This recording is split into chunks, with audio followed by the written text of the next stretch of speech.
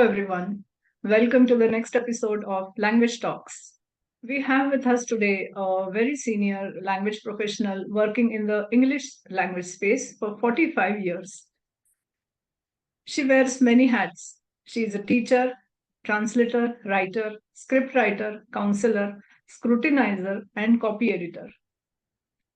It is impossible to talk about everything in one single interview, so I will try to highlight the main things in this interview.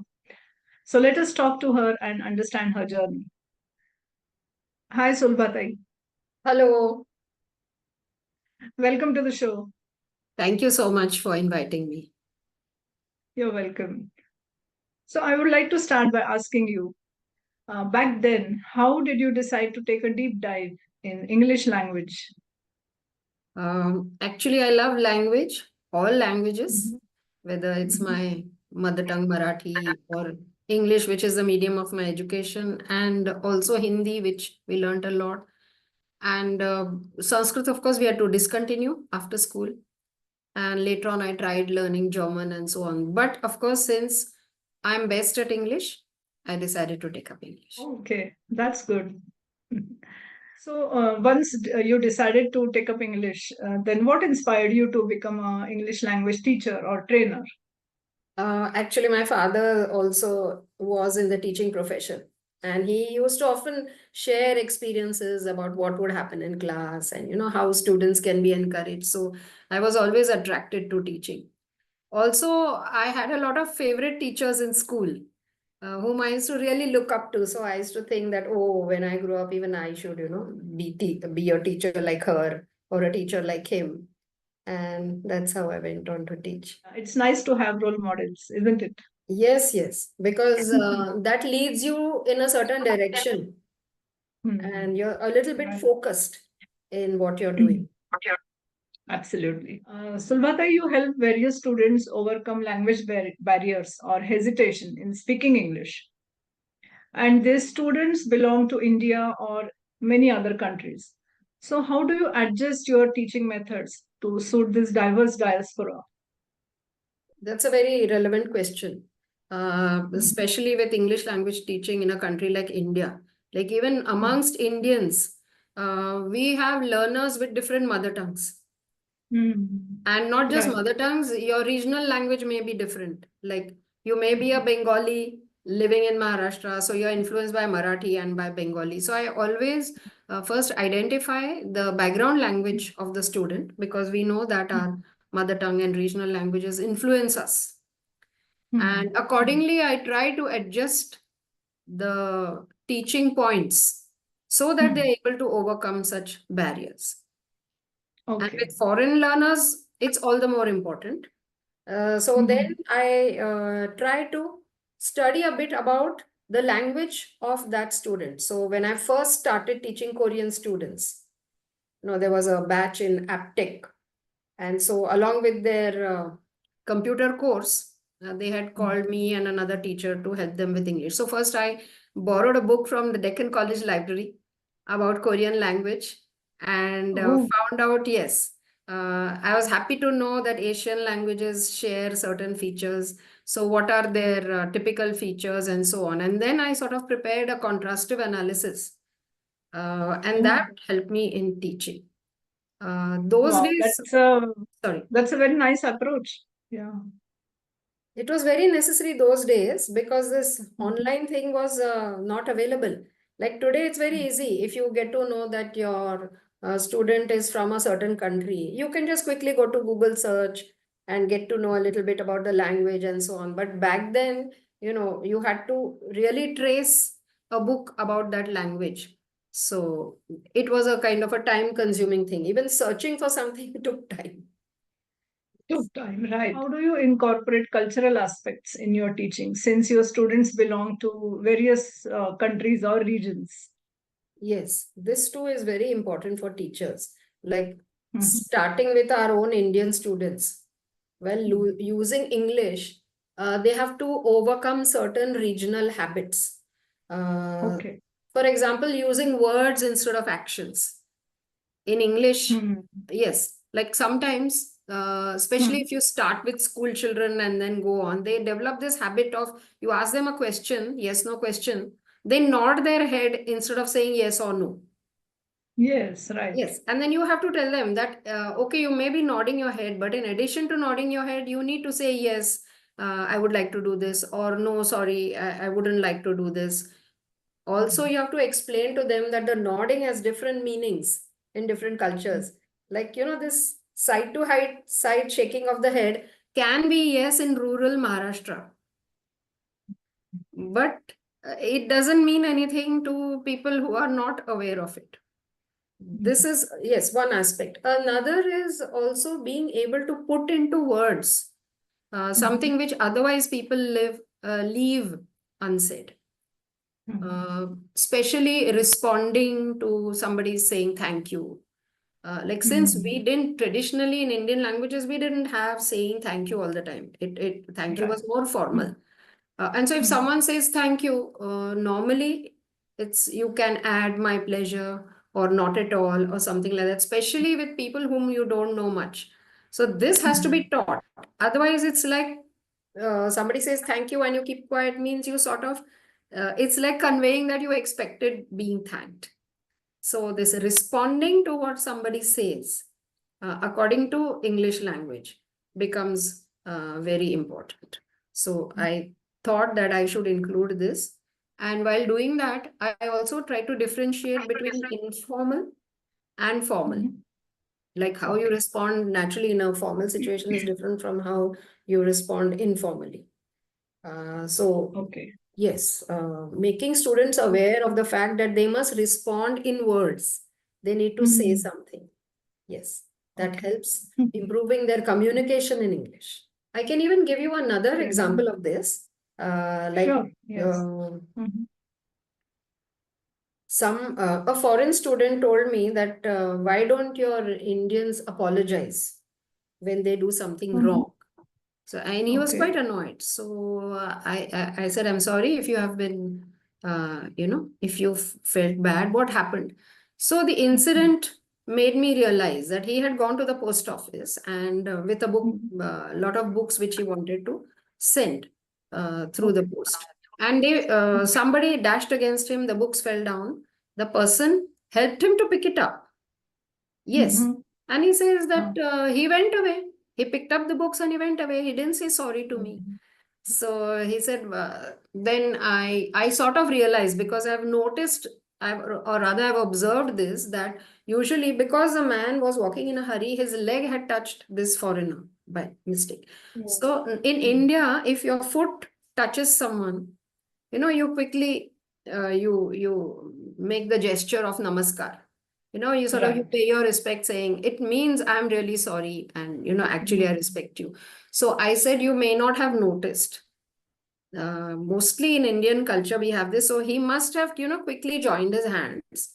Since your books had fallen and you were looking at them, you must have not noticed this. He must have done that and then given you the book. So in his own way, he had apologized to you. Right. Yes. But then that reminded me. And then I started telling my Indian students that even if you use an action to convey something, it is necessary that you add the English word if the other person doesn't know your cultural context or your mother tongue. And then that is how, I began to add to my list of, what are the things that students must be told. Yes. This is so important. Actions and words, both. Yes. You train students to learn English. So, especially at the corporate level also. Yes. So, which specific methods do you use for that? Now, for corporate levels, usually it's very need-based. Like, otherwise, in a school or a college, usually it's all-round English. You're teaching all aspects of English, yes. But corporates usually have a specific requirement. Also, they are always short of time. So you don't deal with anything else related to it. So somebody may want just improving conversation. So you don't go into the writing, how the person writes and so on. He needs to be able to speak. So one is this choosing particular skills, because within that time you have to overcome that. So I can give you one example of how, in one case, he was a senior manager. Yeah, he was very good with his work. And now, for the first time in his life, he was going for what is called an on-site meeting. This was a new Okay. trend, which wasn't there Hmm. earlier. And he had a very strong South Indian accent. And Mhm. he wanted to overcome that. So, Oh, okay. since he was already above 50, so, when Hmm. you're older, it's a little difficult. It's not impossible. But he had a Hmm. very good attitude. In the training, mainly we were training his juniors who were, Hmm. new. They were just recruited. So we were sort of giving them the early training. And he joined the class saying, I want to also get trained because I have to go. So he was very Hmm. open about the fact that he wants to be trained, though he was their boss. And so they had this give and take. So Okay. I had to train him to Hmm. overcome the using of year sound. Like instead of every, he would be saying every. So how to overcome it? Oh, So of course okay. in language we Hmm. have those practice methods. So I gave him that method and he started practicing. How very consciously he had to speak in such a way that later on he could say it every, overcome the year and then say it. But this needed practice. So Hmm. I told all his juniors that anyway, I asked people to correct each other. So Hmm. in peer learning, but sometimes it's difficult when there is a hierarchy. But in this case, he Oh. was so open. So my favorite method is I tell people that if your classmate or the batchmate here Hmm. makes the error which he's not supposed to make, as soon as he says Okay. that you have to say you mean, and the moment you Hmm. say you mean, he has to say the correct word. So Ah. if he says by Wow. mistake every in a hurry, immediately you have to say sir, you mean, and then he will say every. Hmm. And this is how they correct each other. So in fact, in all my corporate trainings, I do that. When you go for coffee, when you go for tea, and you must deliberately talk to each other that time instead of being Hmm. quiet. And Right. then if the other person makes a mistake, you have to say you mean, so that he's helped. He says it again, and they Right. accepted it, and it was great fun for them that today I corrected you 5 times, you corrected me only 4 times, and things like that. And I'm so happy to say that this manager, by the end of the month, he was able to overcome this barrier of uttering year before a vowel when it was not required. And his juniors were also happy that sir is able to now go on Good. site and speak well. And if sir can improve, we can also improve our English. So, they Hmm. had that kind of a thing. So in corporate, sometimes you have to manage the hierarchy. In some cases, they are not so open. In such cases, we have to be quite secretive. Like when we give speech practice, Hmm. juniors can be corrected in the class because they have Right. accepted they are new and they're still learning. For seniors, what we tell them is we've given you these passages, so you speak them in you do it in your room, you make a recording and you send it to me. Hmm. So earlier it was with cassettes. They used to give me their Right. audio cassette. I had to listen to it and send them the correction individually Hmm. so that they don't feel Oh. embarrassed about their errors. Correct. Hmm. Now it's easier in online classes. If there's such a person who is a little self-conscious, I tell them that, okay, just now you speak, you keep your audio Hmm. off and you keep your mobile ready and you record whatever you're saying. Just now, nobody will hear it. Later on, you send me the recording. It's so So easier now. yes, yes. So the only thing I It's have much. to do is I have to listen to a lot of audio Hmm. pieces which are sent to me. So it means some additional time, but yes, it saves it's a sort of a face-saving thing for them. Some people Yes. feel bad if everybody notices their pronunciation is not correct. So Right. online is a big help for all this. Okay. That's nice. So technology is being put to very good use for teaching, actually, and Yes, learning. So, true. in your teaching experience of English to corporates and various other levels like school and college and educational institutions, also, what do you think are the biggest challenges that the students face and also the teachers? As far as students are concerned, the main problem is the fear of making a mistake. They're always worried, like when they are learning, that, okay, now you've told me. how I should say it, but am I actually saying it that way? So when you ask them a new question in the beginning, they're very worried about opening their mouth to say anything because they're worried that they'll make an error. So the first thing you have to explain them, you have to start by telling them that language is a skill. So just like while cycling, you can't do it unless you fall at least once. So in language, it's absolutely normal to make errors. So don't worry about making errors. And once you give them this confidence, then they don't mind speaking because they know that if they make a mistake, it's normal during learning. And the other Right. important thing is words of encouragement. Like whenever they speak, whenever they write, whatever they do, constantly appreciating even small things.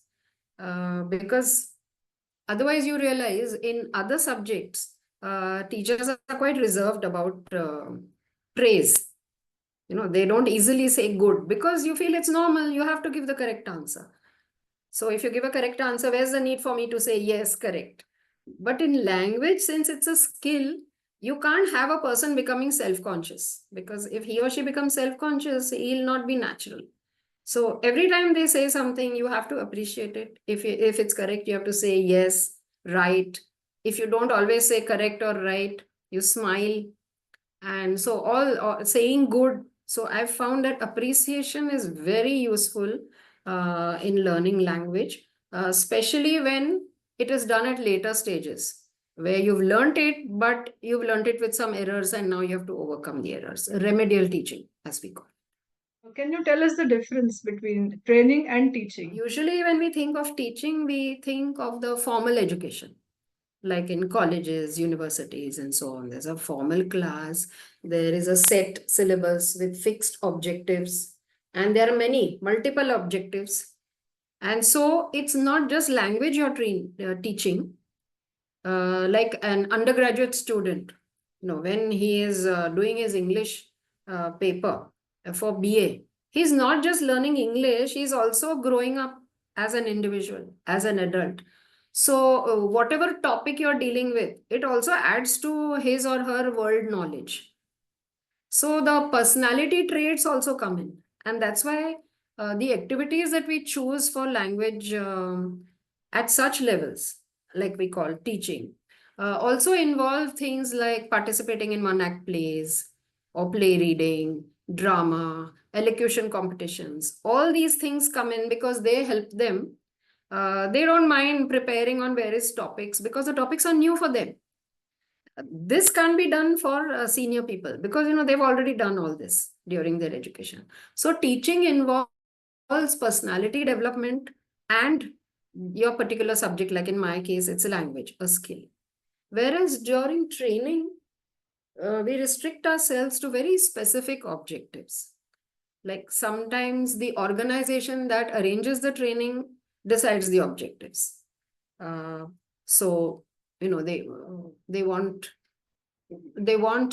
a person from their HR department, suppose, to improve the writing because they feel that HR people are usually experienced talking to people, they do all that. But when it comes to sending reports to the employees about various things, they want the reports to be written very well. So then in that case, we focus only on that particular aspect, along with the objective given by the organization. Personally, I always conduct a diagnostic test in the beginning related to their objectives, but also with some of my own points which I have in mind, where I identify the plus points and the weak points of that individual as far as grammar and vocabulary is concerned.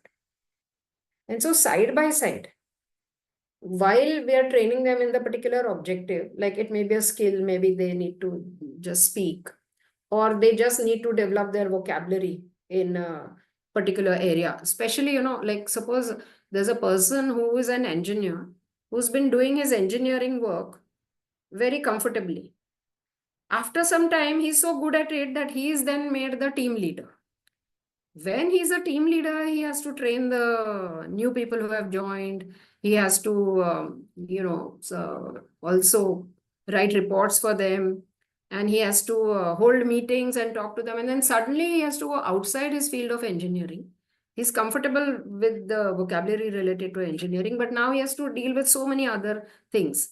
Talking to people, like some of his engineers may be service engineers, they may be going to places to repair the product which they are selling. So people need to be able to also deal with them. So then they have this. Then organizations usually want us to help these people to communicate with people on a variety of topics, where they have to go outside mere engineering, but also dealing with people management, and the vocabulary required for management.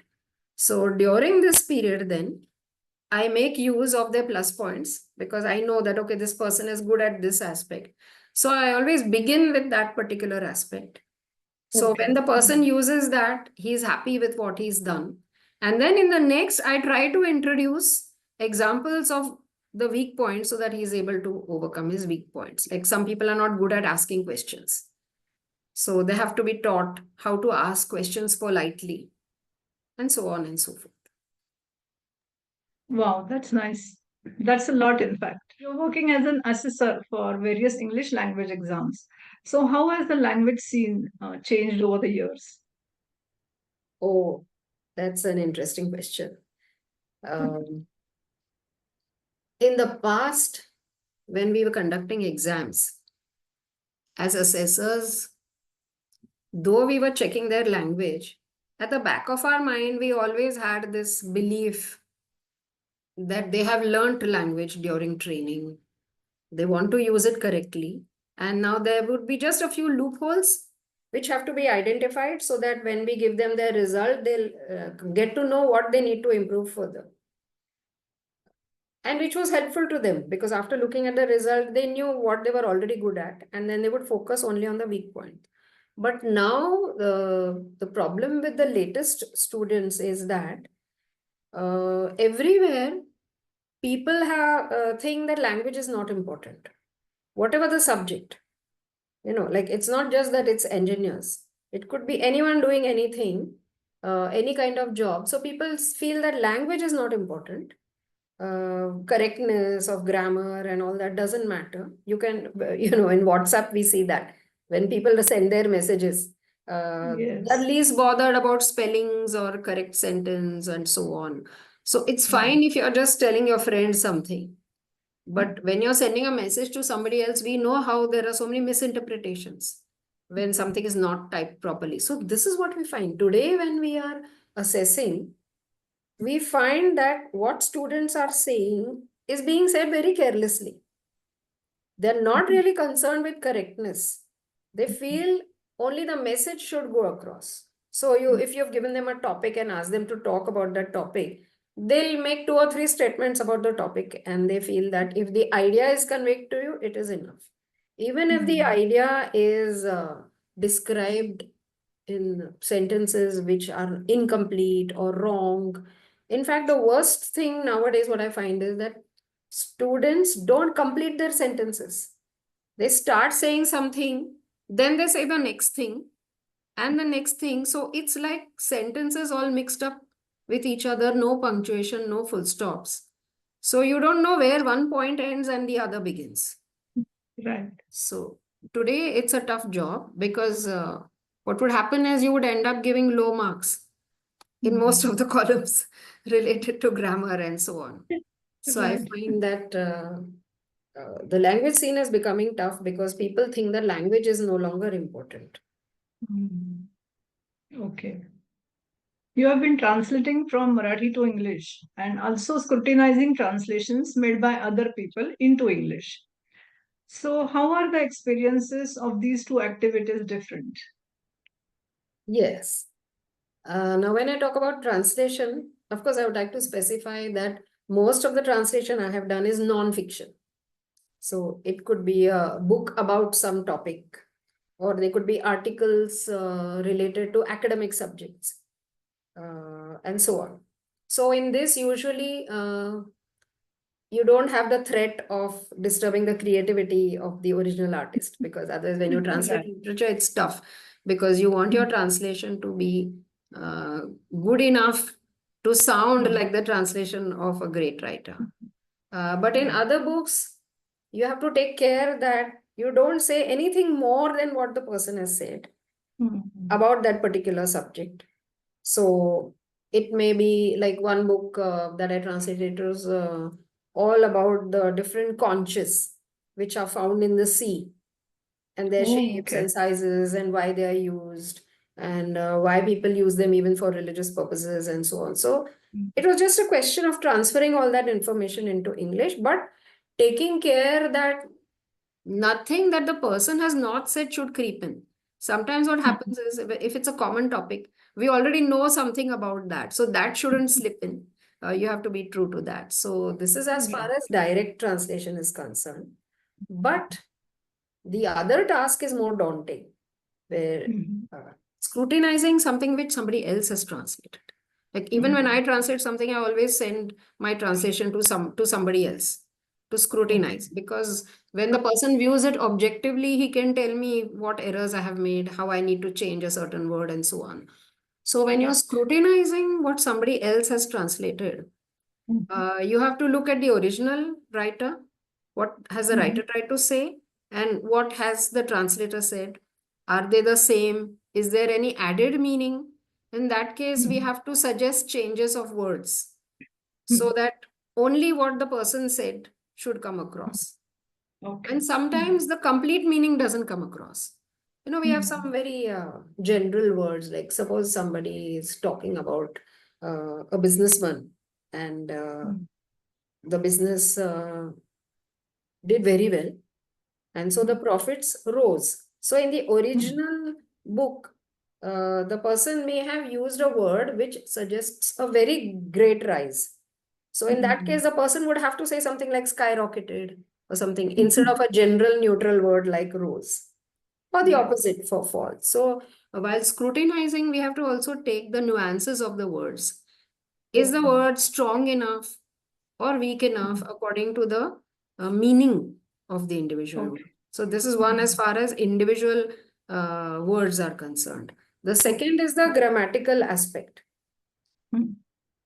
Is the grammar, the sentence, are the sentences connected in the same way as the original writer's sentences in Marathi? Sometimes what happens is the translator focuses on one sentence at a time, and then the sentences become too different from each other.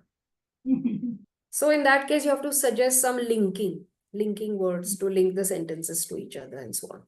So scrutinizing, in fact, nowadays, I do more of scrutinizing and less of translating or teaching. Because yes, there is such a great need that some people, while translating, they use Google Translate, which is fine. They can use it to give them, but then later on, they need to work on it and make the translation meaningful. So some people don't work on it enough. They take something from Google Translate, they make just a few changes here and there. And then naturally the publisher wants it scrutinized by somebody else. So then when you get these books, you have to constantly compare the original Marathi with the English translation and suggest changes. Of course, there are always suggestions. Finally, it's for the translator and the author to decide which word is to be selected. Yeah. What advice would you give to someone who is struggling to, speak good English? Again, this is a very useful question. I'm glad you asked it, because a lot of people think that if they just sit with the dictionary, read a lot of new words, then they are going to improve their language, whether it's English or any other language. So the main thing I keep telling them is, to improve language, you have to be exposed to living language. So words are not language. They are the tools with which you speak or write. So don't just learn up words. You either read the newspaper, or you listen to the radio, or you watch a good program on television. And of course, I ask them to choose anchors whose English is good, or listen to the radio stations where good English is being used. And when they read the latest news, it is a sort of a double help for them. One is they're exposed to English, they're using newer words, they get exposed to how the sentences are made. They can also make similar sentence. Second thing is, they get the latest topic for discussion. Because sometimes, when they go out somewhere and they have to speak in English, they're very worried. They don't know what sort of a warming up talk can they have with another person, like icebreakers, because they don't know what to say. So listening to the latest news or reading the newspaper always gives them some latest news to discuss. So they can always begin with something they have read in a sentence or two, like it may be just about the floods on the given day. So they could always say that, hope you didn't have to, struggle with any water problems. And then sort of, it helps them to feel comfortable. It helps the listener also to be comfortable, and then they can go ahead. So I keep telling people that they must read and listen to news and not stop at that. They need to narrate that to somebody. If they want to improve their speaking, if they've heard something, they must, if they don't meet any person whom they can talk to in English, then they can make a phone call and tell the person that, I heard this today, such and such a thing. And if they want to improve their writing, either they should write a diary or they should send a message to somebody. But of course, I have to remind them, not a WhatsApp message, which is just made with emojis and things like that. The message must have complete sentences, correct spellings, and so on. And usually they benefit a lot with this.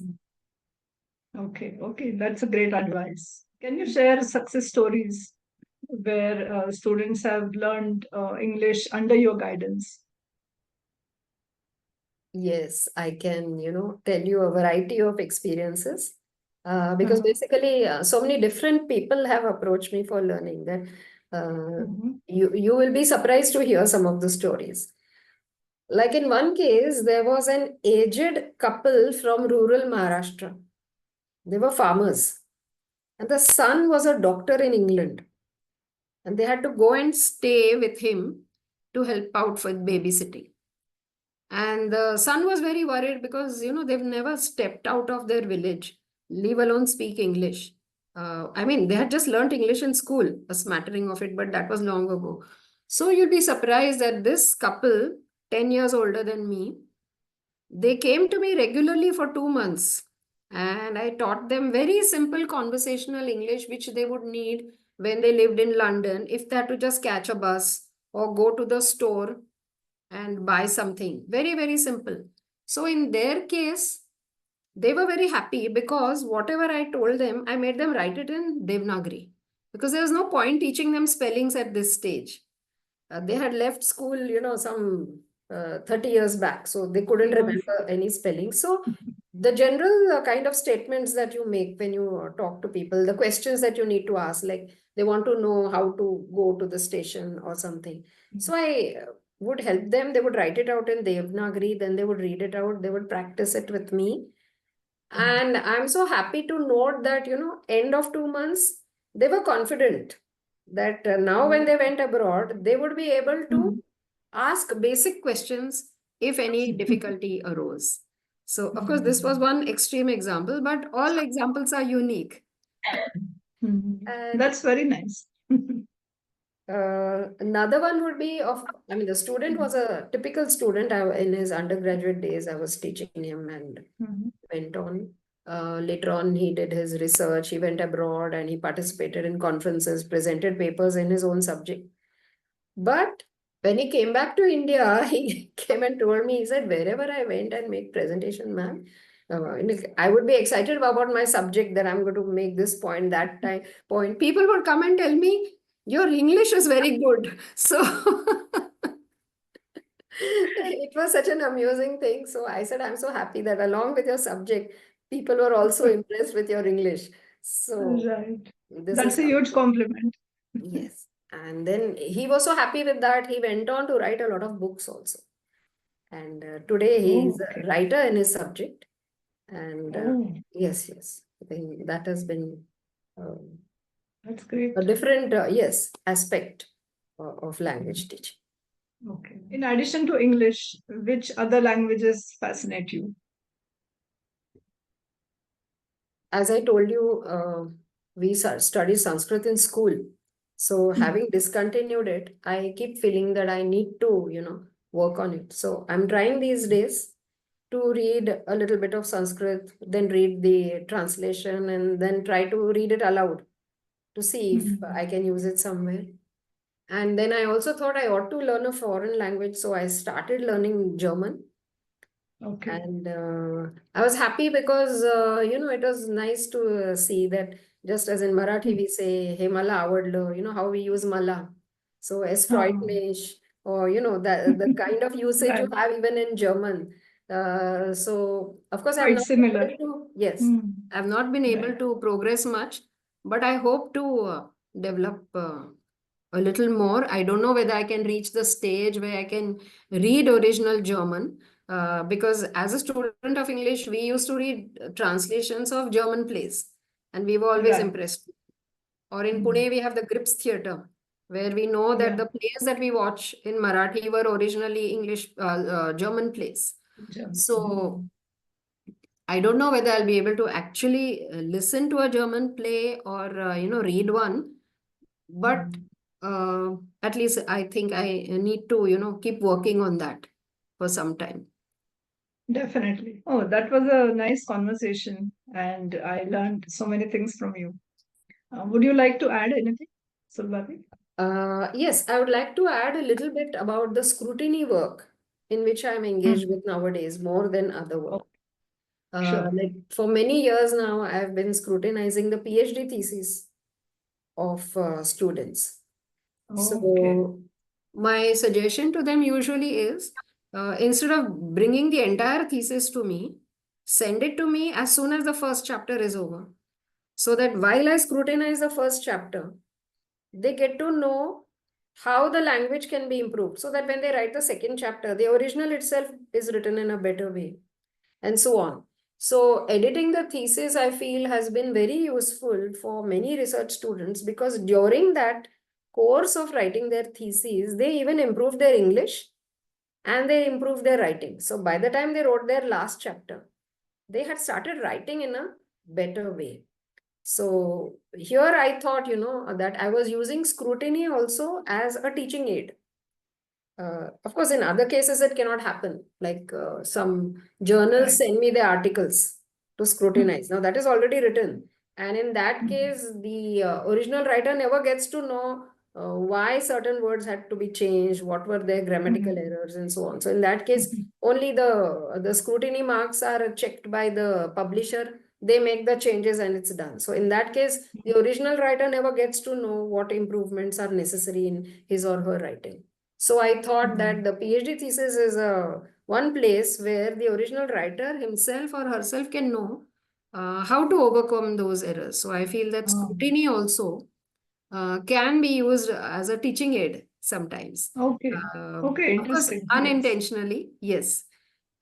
It's a sort of, you can say, an added advantage for the person, Right. that his thesis Hmm. gets corrected and his own language also improves, so that he becomes a better writer after that. Okay. On one occasion, I went to an Indian school in Bahrain where we had to assess the teachers. Okay. Just as in B.Ed or M.Ed, you have a methods master observing you, and we had to write all the Hmm. comments because the management wanted to assess all their teachers and accordingly either provide necessary training for them or so on and so forth. So we observed lessons. The whole day we would be listening to the teachers, noting not only the content which they convey to the students, but also the Okay. method which they used while Hmm. teaching, and their own language. Okay. How was their own medium? So if they were Hmm. teaching through English and so on. So Hmm. on one occasion, I found that the Hindi teacher Hmm. hardly spoke Hindi in the class. She was using Okay. English all the time. So she said something like, no, this is a same Hmm. apple. Okay. तो मैं अभी Hmm. apple रखती हूँ, and so on. So what I Oh. found that she was using too much of English, though she was teaching Um, Hindi. So I had just made right. that note in my Hmm. observation. And then later Hmm. on, I came to know that, they were very grateful. They said, we are glad that you also mentioned all this, because there was a problem with their students. Uh, Hmm. they wouldn't learn Hindi. because everything they were using English in class. So then later on, they arranged for another Hindi teacher and instead asked this teacher to teach some other subject. Acha, Yes, okay. because yes, she wasn't using the method of teaching Hindi. She was using a different method. So that is where we made all this assessment. So we were able to note many things which teachers were unaware. So in some places I had noted that the teacher's teaching is good. No, she's able to convey her subject very well, she explains the points, but her method of asking questions was wrong. Like the questions were all in wrong English. Correct. What I thought that students were not able to answer properly because the questions were not worded correctly. Also, students were learning the wrong wording of questions. So later on, they arranged a training for some of those teachers where many teachers had this problem. So the teachers were taught questioning as a topic. Oh, How to ask questions in correct English, because all our Indian languages have a different method of asking questions. The verb doesn't come forward as it comes in English. And so many teachers are unaware that they are translating the question from their mother tongue and actually it's not correct in English. So then the school was happy because they were able to correct that feature, and then the teachers were able to then ask questions in correct English. So sometimes this assessment becomes helpful not just to give a result sheet, but the follow-up work that goes on after that. Because a teacher neither loses the job nor do the students suffer. It's just a little more training and then they are able to do better. And then they feel happy. Yes. Right. That was a great discussion, Sulabha. Thank you so much for joining the show. All the best for your German and Sanskrit learning journey. Thank you so much for asking these very useful questions, because they help me to share my experiences of what I learned while teaching, translating, scrutinizing, because teaching itself is an enriching experience for teachers. Right. And if I can share with others what I learned, I hope the cascading effect continues and others are also able to add to it further. And thus we are all able to use language in a better way. So thank you so much for this opportunity. Thank you so much. Thank you. Bye-bye. Have a good day. Thank you. Thank you for joining me in conversation with Sulabha. I hope you enjoyed the conversation. See you in the next episode with a new guest who will talk about his or her language passion. Till then, keep watching Language Talks. Have a good day. Bye bye.